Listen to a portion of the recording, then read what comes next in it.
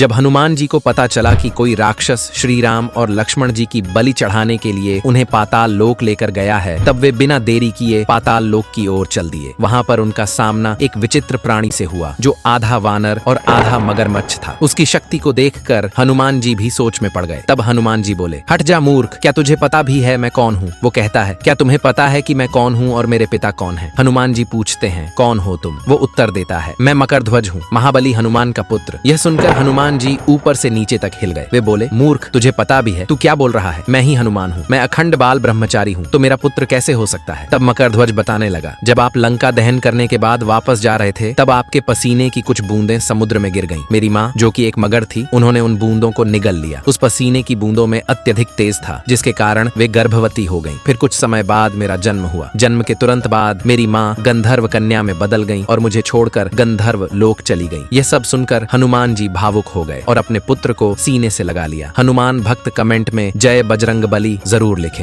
जब महाभारत का युद्ध समाप्त हुआ, तब दुर्योधन की माता गांधारी पांडवों और श्री कृष्ण सहित बर्बरीक के पास गईं और बर्बरीक से पूछा, हे बर्बरीक, अगर तुमने निष्पक्ष होकर पूरे महाभारत को अपनी आंखों से देखा है, तो यह बताओ कि क्या श्री कृष्ण ने कर्ण और दुर्योधन जैसे वीर योद्धाओं को अपने कौशल से नहीं बल्कि छल से मारा है? तब बर्बरीक ने उत्तर दिया, माथे, कौन कर्ण, कौन भीष्म और कौन दुर्योधन? सत्य तो यह है कि कुरुक्षेत्र के इस युद्ध में अगर कोई पुरुष था तो वह केवल श्री कृष्ण ही थे। इस युद्ध में सारे शस्त्र चलाने वाले भी श्री कृष्ण थे और सारे शस्त्रों को अपने ऊपर रोकने वाले भी श्री कृष्ण ही थे, क्योंकि वासुदेव इस युद्ध में सभी योद्धाओं के मन में साक्षात विराजमान थे। यह युद्ध कौरवों और पांडवों के बीच नहीं था, बल्कि यह युद्ध अधर्म और श्री कृष्ण के बीच था। तब श्री कृष्ण बोले, अर्जुन के रूप में बाण चलाने वाला भी मैं था और भीष्म के रूप में बाणों की शैया पर सोने वाला भी मैं ही था। जब जब इस धरती पर अधर्म बढ़ेगा, तब तब मैं अनेक रूपों में अवतार लेकर धर्म की स्थापना करूंगा। अगर आप भी श्री कृष्ण के भक्त हैं तो वीडियो को लाइक करें और कमेंट में जय श्री कृष्ण जरूर लिखें।